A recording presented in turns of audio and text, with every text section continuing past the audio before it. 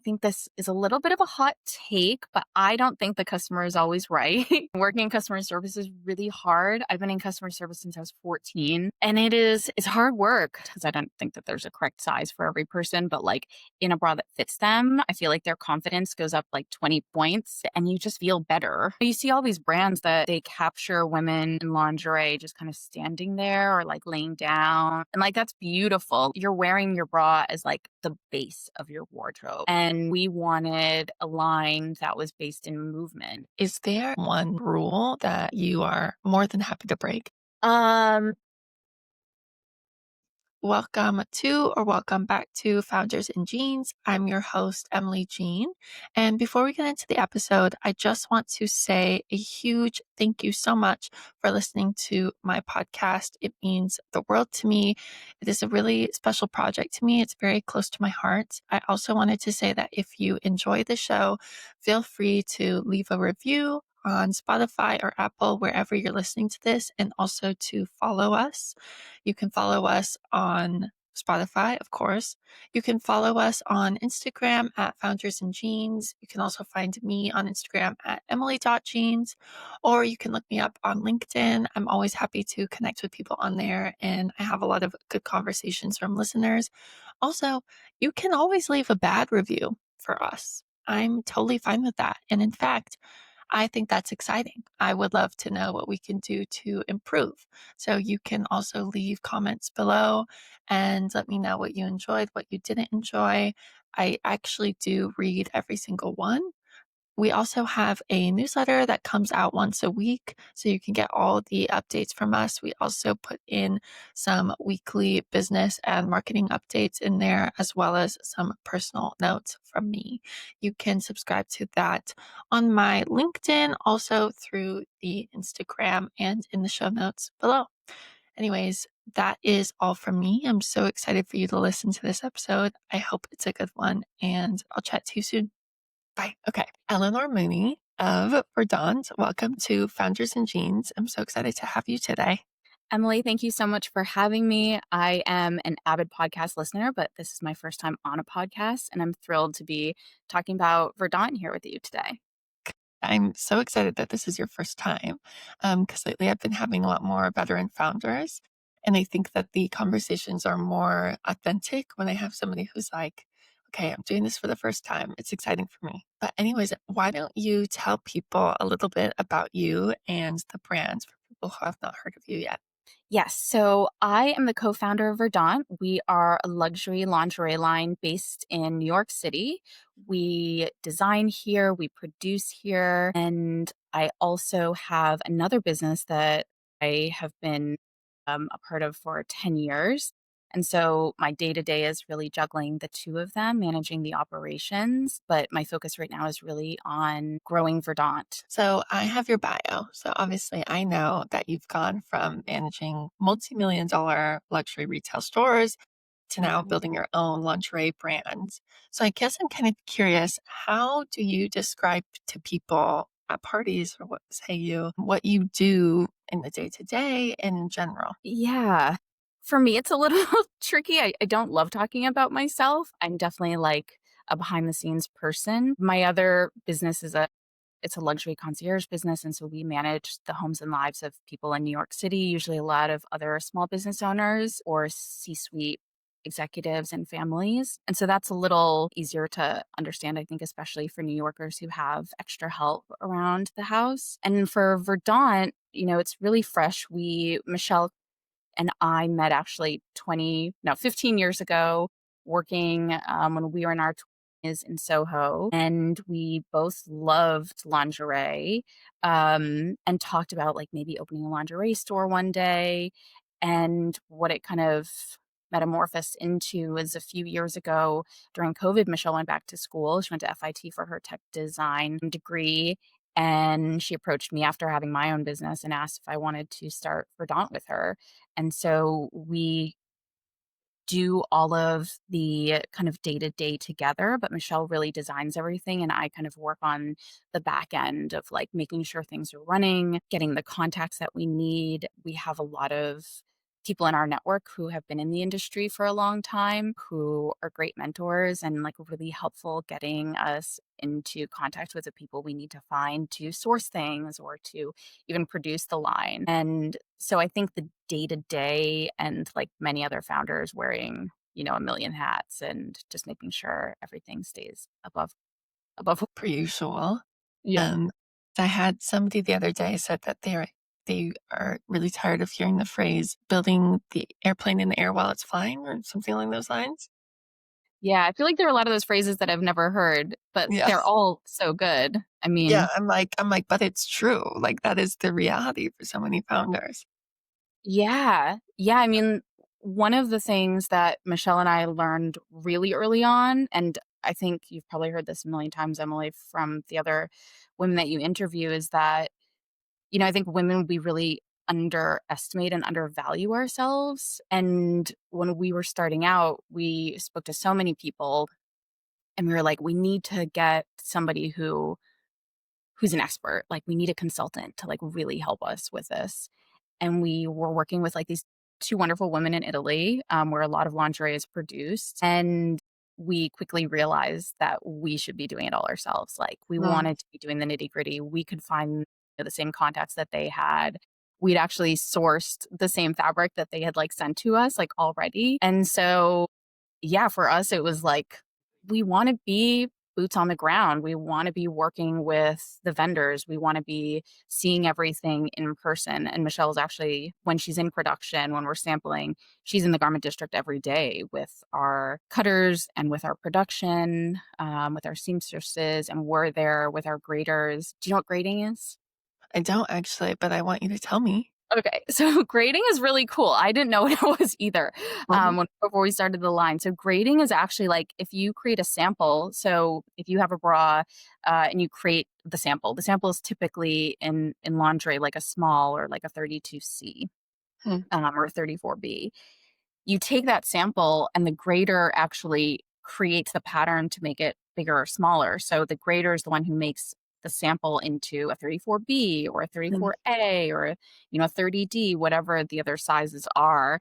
And it's so precise in lingerie because you have both the band and the cup size. And every style of bra is a little bit different. So you also have wireless bras that maybe, are extra small through large, and Right. that's a little different. And we've had so many conversations about like, does this bra go, extra small through large, or is it a band and cup size? But those conversations with the people who are actually doing it on the ground are really important because I think a lot can be lost in translation. And also when you're not there actually seeing the pieces being made. Right. Yeah, I have never really had my hand in the manufacturer side of things as applies to clothes. I was the former director of marketing for a luxury brand in California for a couple of years. But so that's like you're only really doing kind of the work after everything's been done and taking that final product. But I did watch growing up. I'm not gonna remember what it was called, but it was like a this about this bra store, and it was like a reality TV show, and these women would come into this bra store in the South, and they would get fitted for their perfect bra, basically, and they would, like, sometimes they'd custom make. Do you know what I'm talking about? I don't know. I've heard of this. I've never seen it, but I've heard of it. Yes. Mhm. But I think, that idea of, like, finding the perfect bra for women, is really empowering. Like, that show Yeah. taught me that in a new level. I think I was watching it before I needed a bra, but it was Yeah. like it's such a special, magical moment, and it must be really magical to work on that backside of things too. Yeah, for me, working in lingerie with women was really special. And I love, our day to day. We don't have a brick and mortar store at the moment. Um, we would love to. It's really expensive in New York. Mm, We are hoping that happens at some point in the future. But my time in stores, I loved. I loved sizing women. I loved getting them into a bra. I think when a woman is in the, I don't wanna say correct because I don't think that there's a correct size for every person, but, like, in a bra that fits them, I feel like their confidence goes up, like, 20 points. Seeing totally. them in something that fits them really well, like, even putting on a t-shirt over a bra that fits you really well, I think, like, you feel more lifted and you just feel better. Mhm. Feel like Mhm. you look better as well. Right. And yeah, I've Michelle and I both have sized so many different women and seen them at different stages in their lives. And I think that's a big part of why we created the Yeah. brand. I think women go through many metamorphoses, and part of Verdant is that kind of evolution of being able to fit into raw for many stages of your life instead of it just being, a season and it overstretches and you have to get rid of it. The fabrics that we use are really high quality European made fabrics, and there's something called stretch and recovery. And so stretch obviously is, something coming out, but the recovery is the fabric going back. And so, there's like so many brands that have like really great stretch and you're like, oh, this is going to fit me no matter what time of the month it is, or like if I gain a little weight, it's going to still look great on me. And those pieces definitely have a spot in all of our wardrobes, but our pieces are meant to like stretch and then go back to what it was when you put it on in the morning. So like Mhm. when you get dressed in the morning and you're, running to the subway or like running after your kids. Michelle has 2 kids, so she's like running after them all the time, corralling them. And then you take them off at the end of the day. They're still where it was when you put it on. They're not, shifted around because they are made of very high quality fabric. And Um, that was something for us that was really, really important, is that right. not just the fabrics are really high quality, but the fit was really high quality. And I think producing in New York, that's another aspect of it, is like we can see that the quality is very high and that we're working with we're choosing to work with artisans in the garment districts that have been doing this for decades. Right. Right. So, well, Yeah. I know that your career has spanned Barber and Vilbricken and Journal. What is one skill from those years that you still use daily at Verdant? Yeah. So many skills. One thing that I take away from working in the luxury and heritage working for these heritage brands is that I can see how they stay relevant, like see their evolution, which I think in fashion is really hard and can be really difficult to do. I was on the retail side of these brands, and so I was in customer service, and that's kind of what my day-to-day is customer service of my clients and also for Verdant. And customer service is really, really hard. And especially in New York, where New Yorkers know what they want. They want it now. And if you can't give it to them, they'll go somewhere else. And so being able to provide a very high level of service to people, to many people usually at one time, is really hard. And I think that's one thing that I think of when I go into stores now. I think I don't know about what your experience is like, what it's like in Sydney, but here, like customer service, a lot of people complain about it. I think some people think it's kind of a lost art, but I don't think it is. I think it's something that you can train people on. And I think it's something that, the more you're interacting with people, the more you'll be able to provide a level of service that you would want to receive. And I think it's a lot about putting yourself in those person's shoes. And I would really love if like everyone had like a year of customer service or like hospitality experience to like see it for themselves, because it's Mhm. hard. Absolutely. I hear that a lot. I think like customer service is probably the most important aspect of any brand, and Mm, also one of, I think, the more difficult things to get correct. yeah, Yeah, it's very difficult to center a brand around customer service, but that's really what's desired now. I think yeah. rightfully so in some aspects, but yeah. I wanted to ask you about denim and lingerie. Yes. I really want to start kind of like with some fun stuff. So, what is your personal rule for pairing denim with lingerie? Yes. So I'm an Aquarius, and so I'm a rule breaker. And I think Mhm. in fashion as well, rules are meant to be broken. So I don't have an exact rule. I think the main thing is that like you have fun with it and that you really love what you're wearing and feel comfortable and confident in it. I also think dressing for your body type, which you and I were talking about a little bit earlier, is really important. I've worked in both denim and in lingerie, and for me, I'm like a stickler for fit. I think women, all people, I guess, get like really stuck in a size. and it's Mm, more about what you feel comfortable in. And no one's gonna see your size tag, no one's gonna see, your jean size, no one's gonna see your bra size. And you want it to fit you, and you want it to feel good on you, and you want it to make you feel empowered. And so finding the right shape for you and the right size for you, I think, is the most important. I personally really love a a mid-rise wide leg jean with a long line.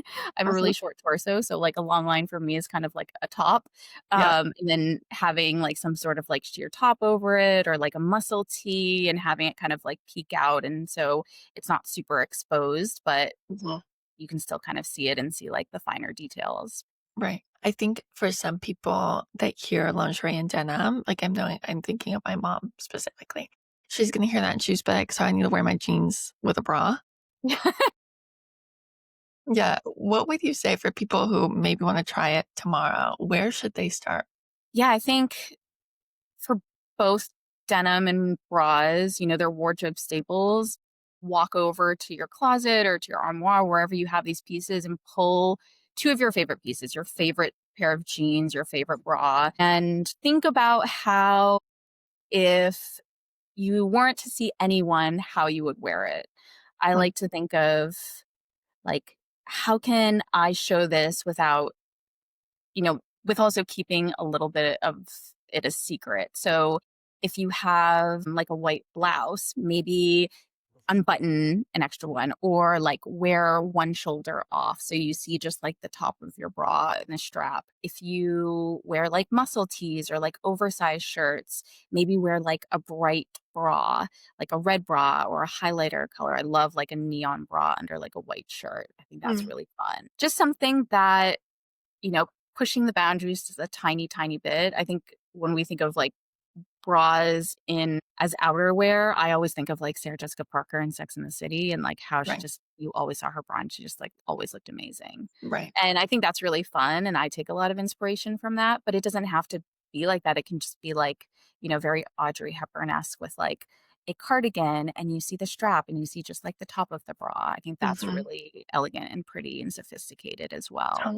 Totally. I love this concept because I think it's like, how can you feel sexy, like, all the time, anytime, whenever you want, and not Yeah. necessarily that doesn't necessarily denote looking like, super sexy or however people wanna put it, but, like, what can you do to make you kind of embrace that essence of, "Oh, yeah, I'm like a woman, like, I get to wear a bra, and, like, that's so much fun."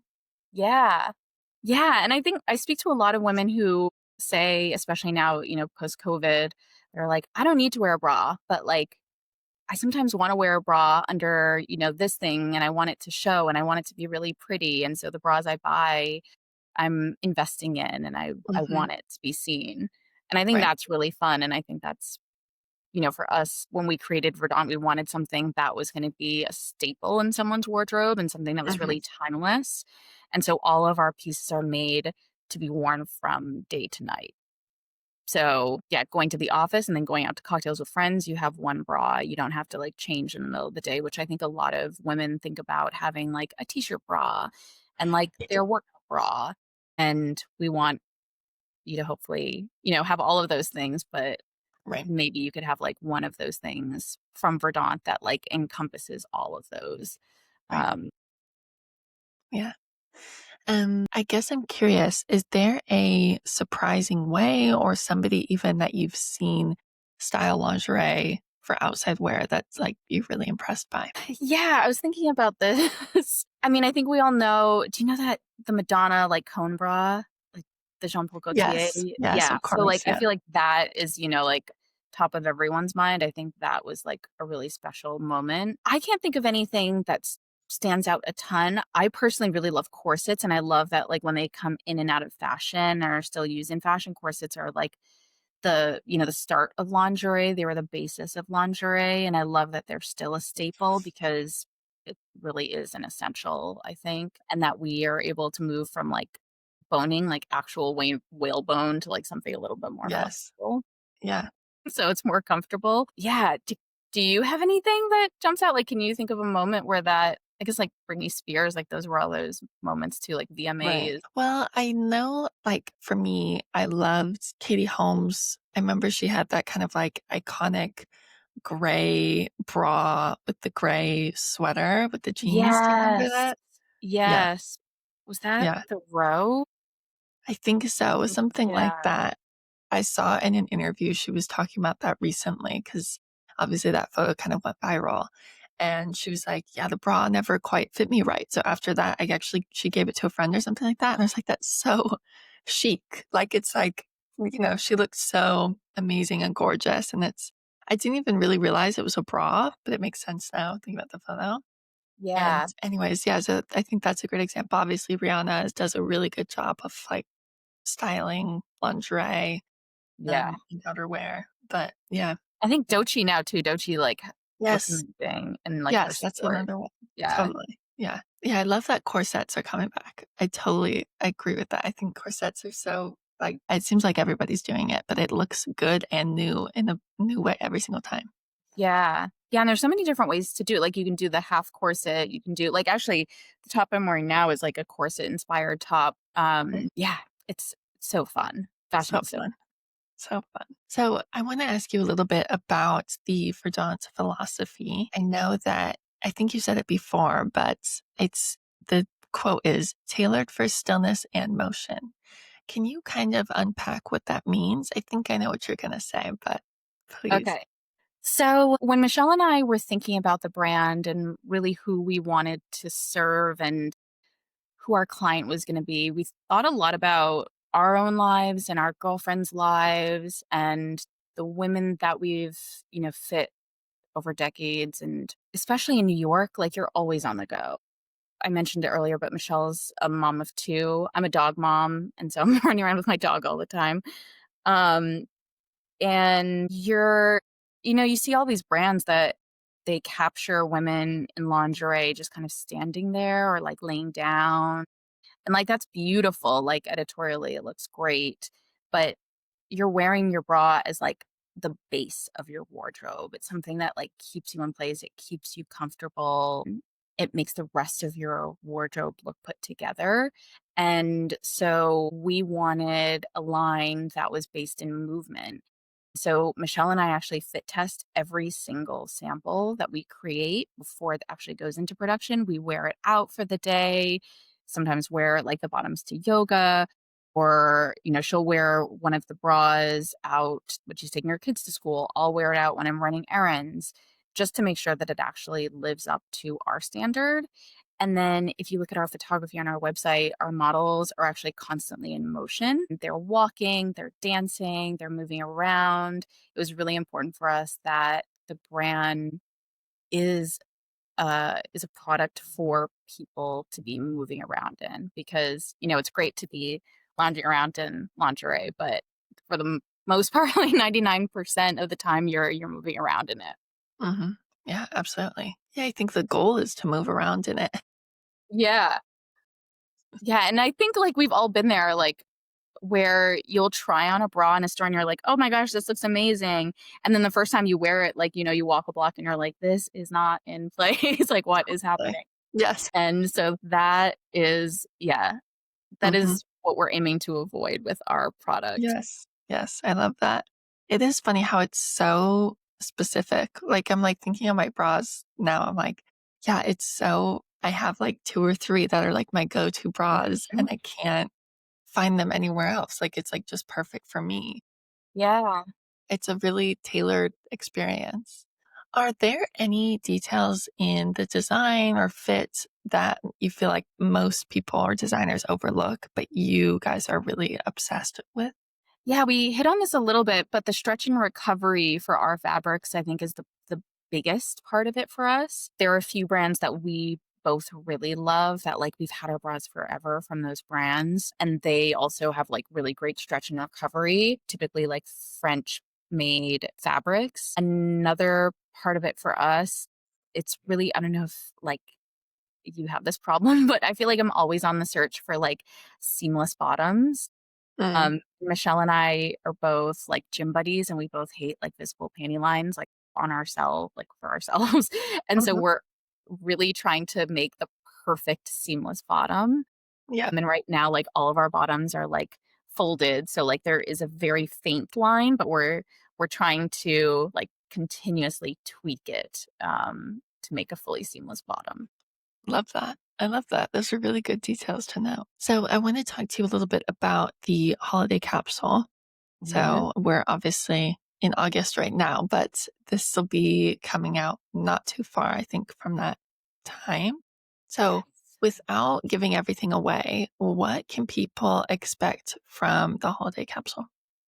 Yeah, so it's our first holiday kind of mini collection, our capsule collection. When we were thinking of holiday, we were thinking of, the same thing with what the basis of Verdant is like an elevated classic piece, kind of a timeless piece. And what elevates a gift is like, you put ribbon on it and maybe you like tie a bow or like you curl the ribbon to make it look a little extra special and precious.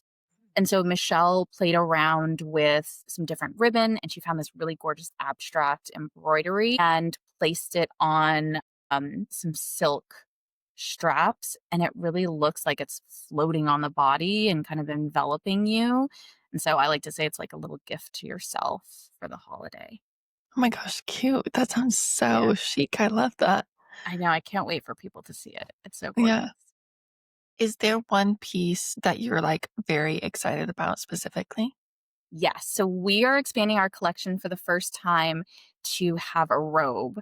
So Mm, to go along with like all of our, classic pieces, wardrobe essentials, I think a robe is something that every woman has. And whether it's like a really cozy robe or whether it's like a silky robe that you put on to like feel really great at the end of the night or in the morning, it's a staple. And so for us, we wanted to add this into the holiday collection to kind of round out the set. And so we're super excited about that. Michelle is sampling it now, and we're trying to find the perfect fabric for it to hopefully use for like future loungewear as well.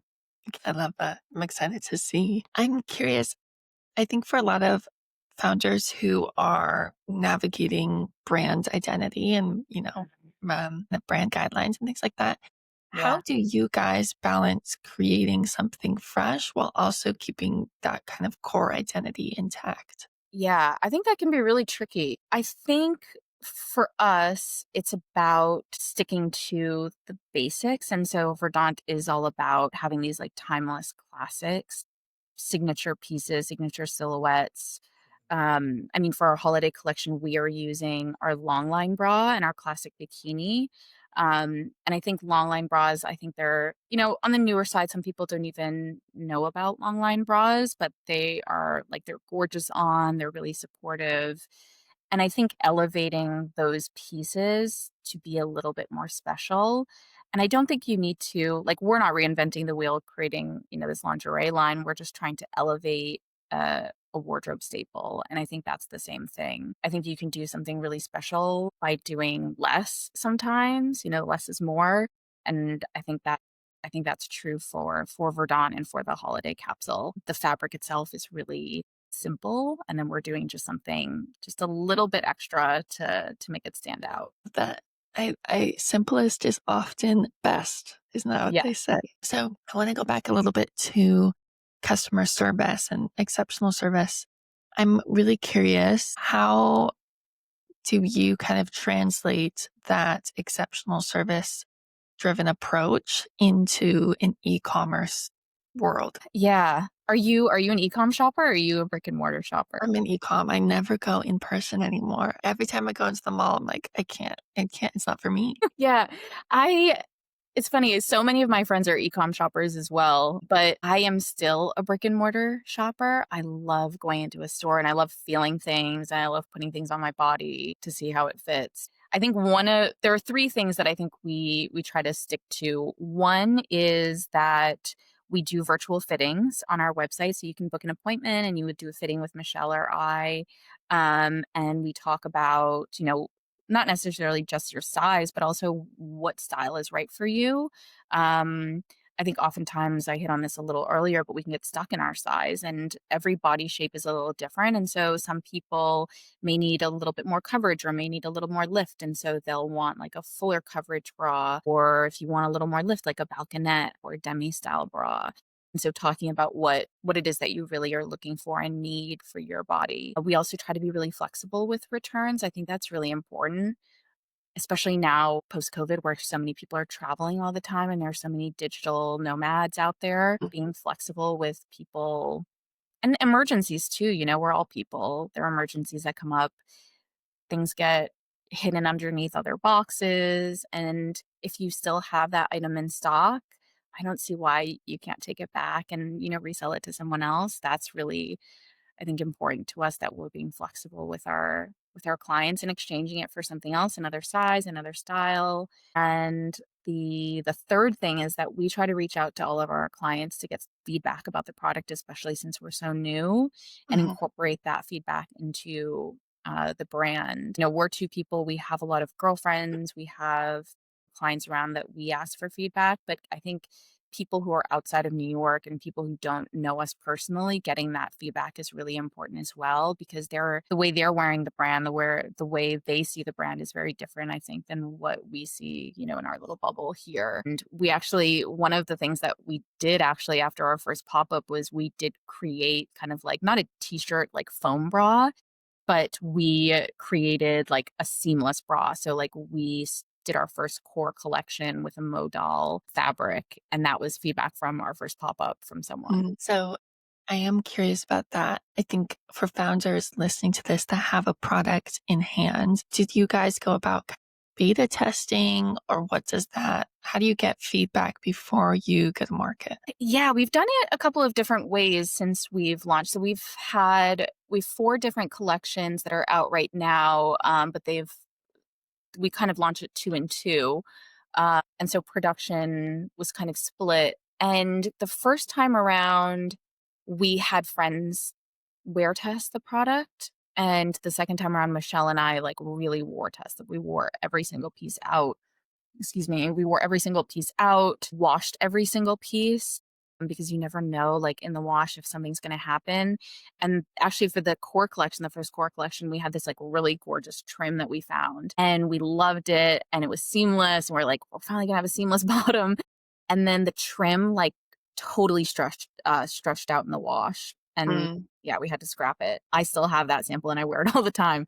But it's yeah, it's important to do those things, and I think a lot of brands either don't have the time, or I think maybe don't have the foresight to see that, like, when this goes out in the real world, like, what you've produced isn't the same thing as what somebody's wearing every single day.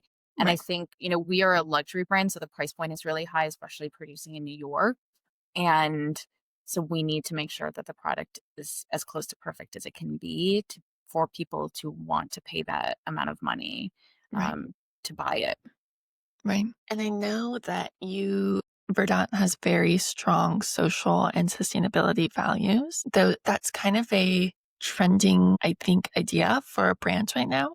How do you incorporate those ideas into the everyday operations without it just kind of feeling like marketing? Yeah, I think consumers are really smart nowadays and have always been, but, like, we have so much information at our fingertips. It's so easy to just go and look up a brand and see who the owner is and see how it started and how long it's been around and, what they're actually doing, if they're following their values. When we started Verdant, we thought about the type of brand that we would wanna shop.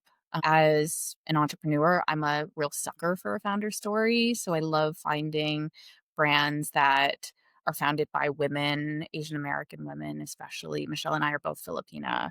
And so that's really important to me, and I'll, like, totally still stay loyal to a brand if it's a woman founder. And Michelle finds these like really cool small woman-owned brands that she's super loyal to. And so for us, we created our brand based on our values and not the other way around. And I think all of the women who shop with us as well, like, they are really into shopping women-owned brands, shopping New York-based brands, New York-produced brands. I think that, that's really, really shrinking.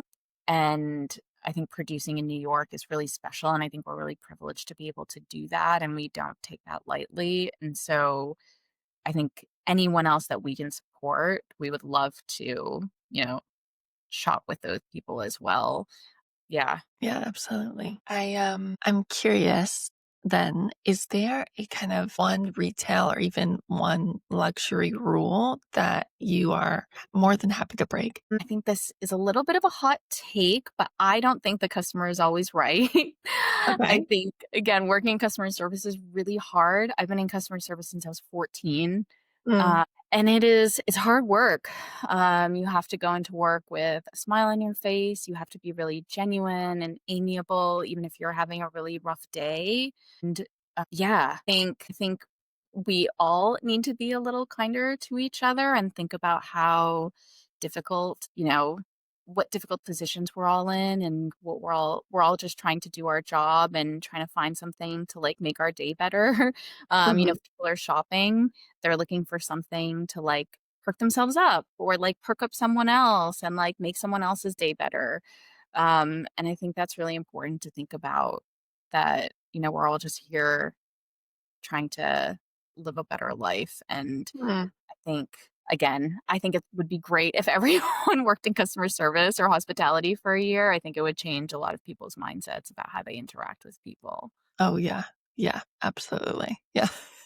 Yeah, I very much understand and relate to that. We used to have a quote at work, something like, um, the customer is often hardly right, but you have to pretend they are, like something along those lines. I always thought that was so funny. Yeah, that's really good. I've never heard that. Mhm, I love that. mhm, Yeah, that's true. I mean, it's totally true. mhm. Yeah, I love that. That's great. I think it's good too, like, it reminds you that you can be amenable and kind and polite, and you can also be cognizant that, like, this is a little bit out like, this request is a little bit out there. Yeah.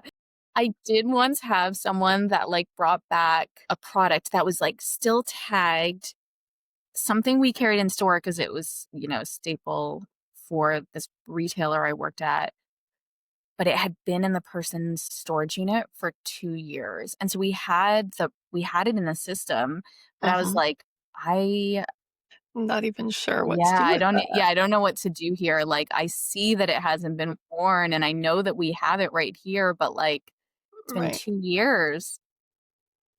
Yeah, it's tricky. It's hard because I get it. I get it. Totally. Yeah. Everyone has their things, right? Yeah. Yeah. So looking ahead, I want to know what is next for you guys. Is there a kind of dream collaboration for Verdant that you can think of? Yeah, there is someone, Michelle and I were talking about this recently. There's this designer named Ashlyn Park that's based here in New York. She actually started out as a pattern maker, and she now has her own line and has won some awards. And she looks at women's wear in the same way that we kind of do, like timeless classics that you can elevate in a way by shaping the product to be kind of architectural. And so Mm, that would be really exciting for us.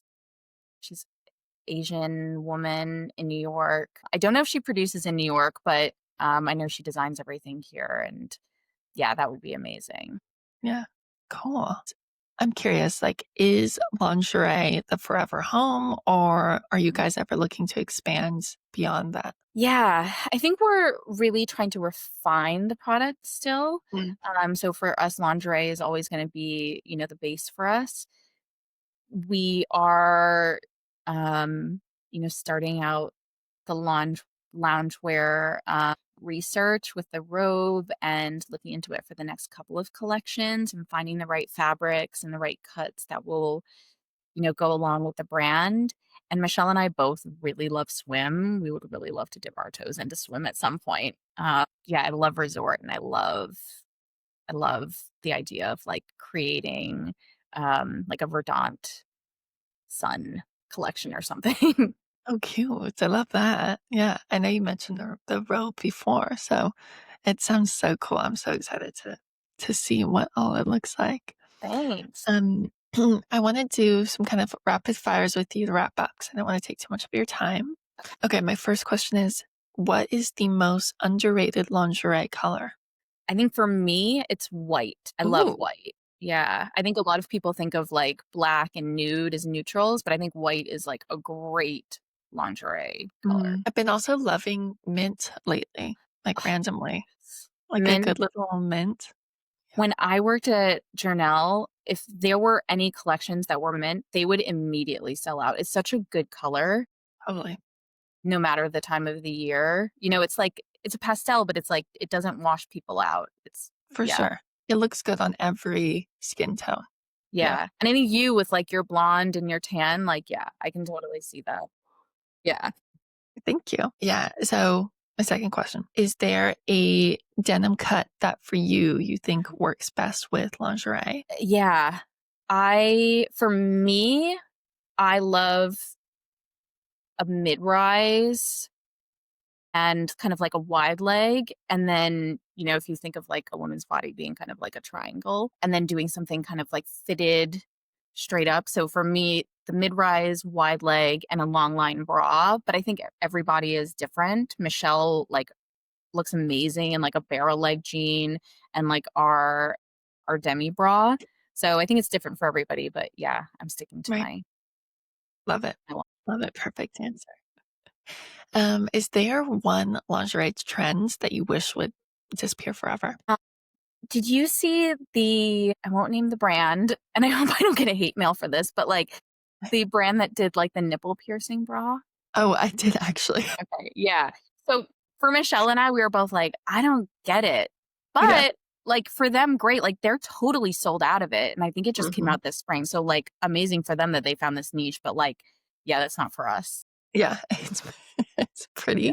pretty out there. Yeah. I would love to try one on though, I can't lie. Like, I would just be curious, like, what's going on? What's it look like? I have so many Yeah. questions. It's like that Sex and the City episode where Samantha has, like, the Yes. fake Fake nipples. nipples. That's Yeah, exactly what I was just thinking, yeah. yeah. I love that episode. Okay, my last question.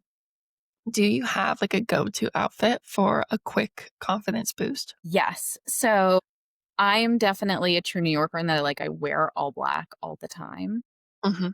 And so for me, it's about doing something like a little unexpected and a little sexy and a little sparkly. I love a sparkle. So I will wear one of our bras, our modal plunge bra has this like really gorgeous trim embedded in the band in the middle of the Mm, band. And so I love wearing that with when it's exposed. So like a low back top and like some coated jeans and then some like great shoes. Like I love Grey Matter shoes. Sylvia produces here in New York and they're like these gorgeous architectural shoes that are like so comfortable. And then like a sparkly purse. I have this purse from Volta Atelier that's like made in Brazil from like dead stock fabric and I like carry it everywhere. It's like my go-to purse. so cute. Perfect. Perfect outfit. Yeah. And I actually faked you out. I said that was my last question. Actually, I have one more question for Okay. you. Do you have a book or a resource or a course or Mhm. anything like that for budding entrepreneurs that you can recommend? Yes, I love this question. I am currently reading Vanessa Van Edwards' book Cues. Do you know this? Do you know who she I is? don't.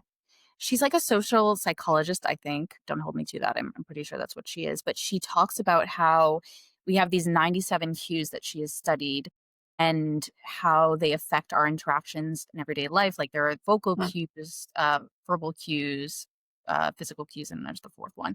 And I think being customer service, it's really, really important to know those things. And I think also just being a business owner when you're interacting, whether you're like trying to raise money or whether you're networking, sending an email, taking headshots. I took headshots with my team the other day and I was like, reading her book of like all the things you need to do and like tilting your head and like the smile and all of that.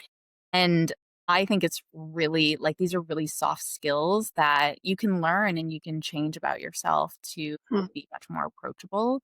So I would 100% recommend reading that book. Okay, great. That's a really good recommendation. Normally, I hear a lot of like the kind of classic self-help and entrepreneur books. So I love that. That's a unique one. I'm gonna have to look it up. Yeah, and she does a ton of podcasts and YouTube, so, like, if you just Mm, search her wherever you listen to her podcast. She's great. Yeah. Okay, great. Great. Well, Eleanor, thank you so much for joining me. Where can people find you and where can they find Verdant? Yeah, so we are at verdant-nyc.com, or you can find us on Instagram at verdant_New York. Keep your eyes peeled for our capsule collection and maybe also a couple of pop-ups coming up before the holiday as well. Okay, great. Well, thank you so much, Eleanor. I'm so excited I got to have you on. I'm really excited for people to hear this. I think it's like a perfect episode. Thank you, Emily. I really, really appreciate it. This was really fun, and I have learned a lot from like the other podcasts I've listened to of yours, and so I hope somebody learns a little something from this as well. But if not, it was really fun. Thank you. I'm flattered. Yeah, it's